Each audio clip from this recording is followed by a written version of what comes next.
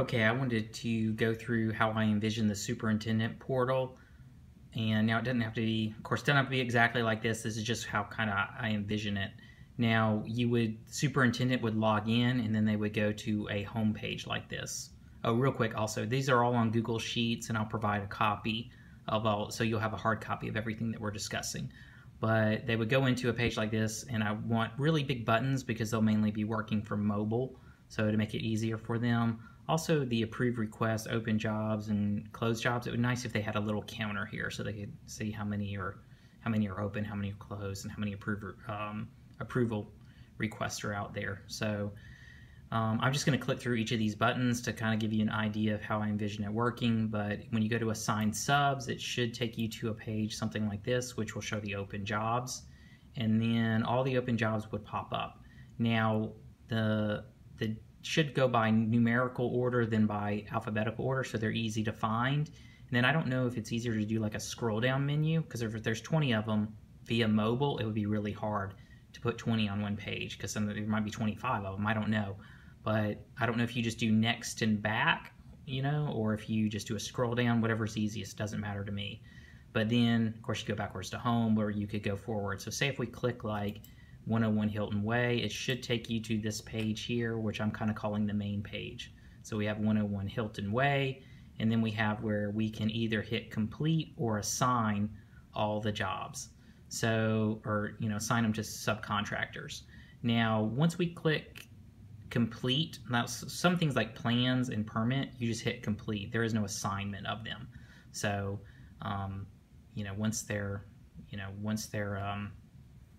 once they're done, you just hit complete, and then a date fills in here because we kind of need the dates for the timeline. But once you hit complete, then the time, each time goes.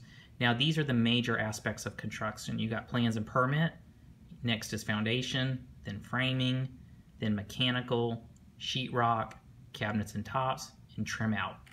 So those are the main elements of construction, and those are part of the timeline. So when that's complete, then your actual date happens here, and then that's kind of compared to your original estimate, and then there's a revised date. So the revised date will go down here. Now you get these original estimates from our cost estimator. So when we input the job, we put in, we think it's going to take 20 days for the foundation. So back to here. So say the foundation completes on this date, whatever date that is, then we know it's 20 days from this date to this date. So that's kind of how we're going to keep track of this schedule here. So this is for management. So the management can see, okay, this goes forward or backwards, the revised estimate, to see how close we're on track. Now the bottom line is the budgeted timeline. That won't change. So you see this bottom line here, the smaller bottom line, that's our budget which we originally put in from the cost estimator.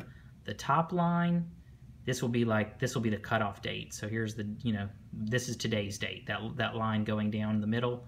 And then anything past here, if something happens 5 days sooner, then this line backs up. If it takes 5 days later, then this line moves forward. This revision will always be changing. So we can kind of keep track of how close we are to the budget, the budgeted timeline.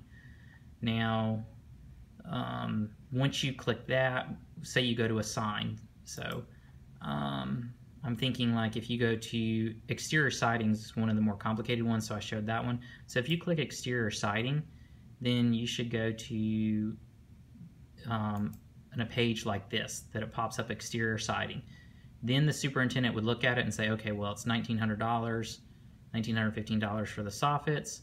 They click here, and then a drop-down menu of all the subcontractors that are associated with exterior siding.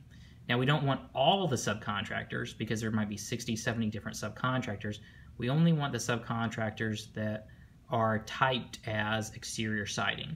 So kind of here's like a list of types of subcontractors, the different subcontractors we have. Now, when we input the subcontractor, when we enter them, they might be framing and exterior siding. So they need to be able to be multiple types, but not all the types. Like the guy who's doing the exterior siding is not doing the plumbing, so he doesn't need to show up when you click plumbing. But so we go to that, or excuse me, go to here, we click that. So there might be 5 soffit guys. He picks one, and then it assigns it to him. And then he looks at the brick, he clicks that, all the people, 5 or 6 pop up. He clicks whoever the brick contractor he wants, hardy board, all the way there.